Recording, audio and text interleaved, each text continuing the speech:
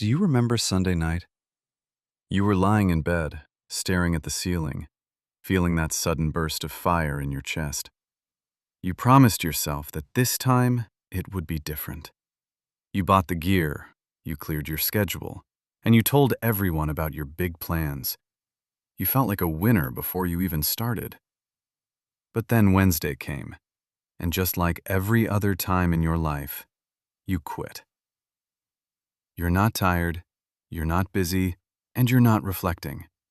You are simply a professional at starting and a coward at finishing. If you want to know why your life looks like a graveyard of 3-day streaks, you need to watch this until the very last second. I'm not here to give you a hug or a productivity app.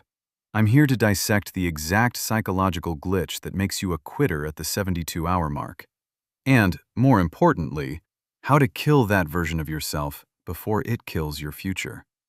Stay until the end, because if you click away now, you're just proving that your attention span is as weak as your discipline. The 3-day cycle isn't a coincidence. It's a biological trap designed to weed out the weak. On day 1, you are high on cheap dopamine. You haven't done any real work yet, but your brain is already rewarding you for the idea of being a new person.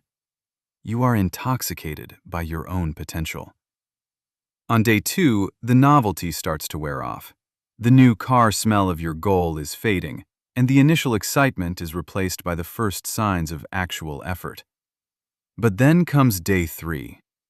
Day 3 is where the ego dies. Day 3 is when the physical pain, the mental boredom, and the sheer disgust of reality hits you. This is the moment your brain realizes that this isn't a game or a fantasy anymore. It's a sacrifice. And because you've spent your entire life running toward comfort like a frightened child, your brain does what it does best. It negotiates. Your mind becomes a world-class lawyer, presenting 1,000 reasons why you should stop. It tells you that you need rest. It tells you that you're overtraining. It tells you that you're overworking. It tells you that Monday is a better, more logical start date. And you listen to it like a loyal slave because you lack the self-respect to tell your own mind to shut up. You think you are the one making the choice to quit, but you're not. You are just reacting to a chemical dip in your brain. You are a slave to your moods, and as long as your moods dictate your actions, you will remain a permanent beginner. Now, let's talk about the concept you've been ignoring, the debt of regret. Every time you quit on day 3, you aren't just stopping a habit. You are taking out a high-interest loan against your future. You think the relief you feel when you sit on the couch instead of doing the work is free. It's not. You are paying for that comfort with your self-esteem. Every time you break a promise to yourself, you lose a piece of your soul. You begin to look in the mirror and see someone you can't trust. Imagine yourself 10 years from now. Imagine that person looking back at today, realizing they are in the exact same spot because they couldn't handle 72 hours of friction. That version of you is haunted. They're haunted by the what-ifs. What if I had just finished that 1 week? What if I hadn't let my emotions run my life? Regret is a weight that gets heavier every single day, while the pain of discipline stays the same. You are choosing a slow, agonizing death of the spirit over a temporary, productive burn of the muscle and mind. Why do you keep falling for the same lie every single week of your life?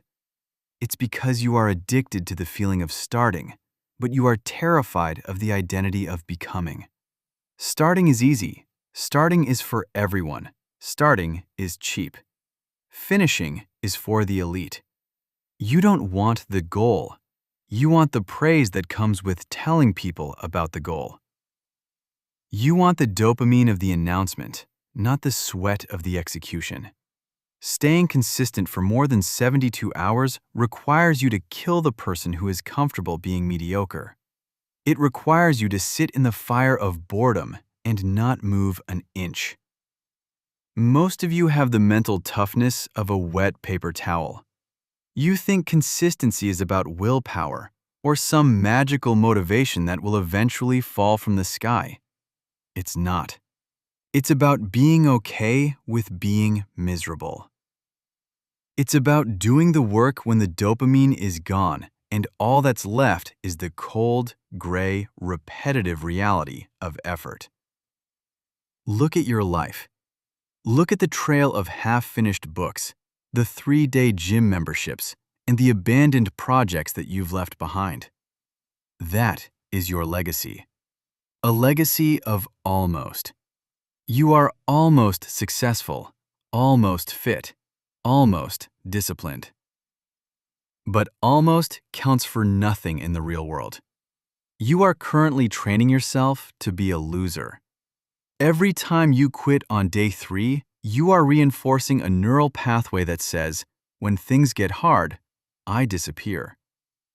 You are literally teaching your nervous system to fail. You are building a habit of quitting, and that habit is more dangerous than any drug.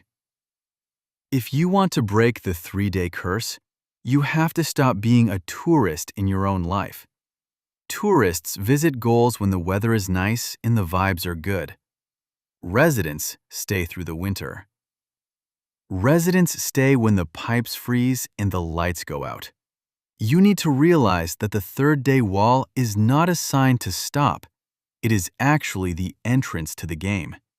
Everything before day 3 was just a rehearsal. It was just noise. The real work doesn't even start until you want to quit. The real transformation happens in the minutes after you feel like you can't go on. Stop looking for motivation. Motivation is a scam for people who aren't serious about their lives.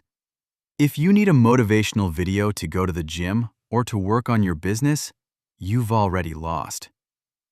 You need to build a system where your feelings are completely irrelevant. Your feelings are the most unreliable thing you own. They change with the weather, with what you ate, and with how much sleep you got. Why would you let something so unstable run your life? If you feel like a hero, do the work. If you feel like a loser, do the work. If you are exhausted, frustrated, and crying, do the work while you cry. You have been coddled for too long. You've been told that it's okay to listen to your body and that you should be kind to yourself. But you've used that as an excuse to be lazy and soft. Being kind to your future self means being brutal with your present self. It means forcing yourself through the 72-hour wall until the wall breaks. Consistency is just another word for discomfort tolerance. The most successful people in the world aren't the ones with the most talent or the most willpower. They are just the ones who have made peace with being uncomfortable for a few hours every single day. They have decided that their goals are more important than their temporary mood. The truth is, the world doesn't care about your excuses. The world only rewards those who can endure. When you reach that 72-hour mark and everything in your body is screaming for you to stop, I want you to realize that is the moment of your rebirth. That is the moment where the old, weak version of you is begging for its life. Let it die. Don't feed it with another day of rest. Kill it with another day of work. You have 2 choices right now as this video nears its end. You can close this tab, feel inspired for 5 minutes, and then go back to your pathetic cycle of quitting by Wednesday. You can go back to being the person who talks a big game but never finishes a single season.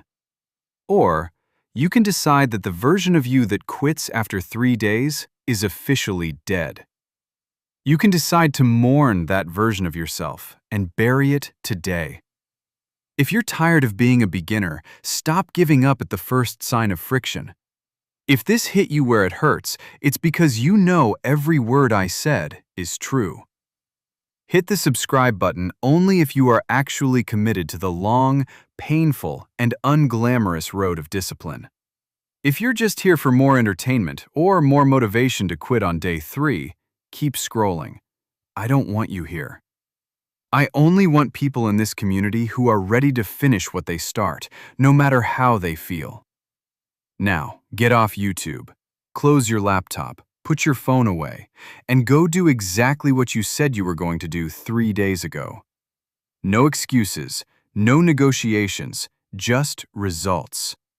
The clock is ticking on your life, and day 3 is waiting for you. This time, don't you dare blink.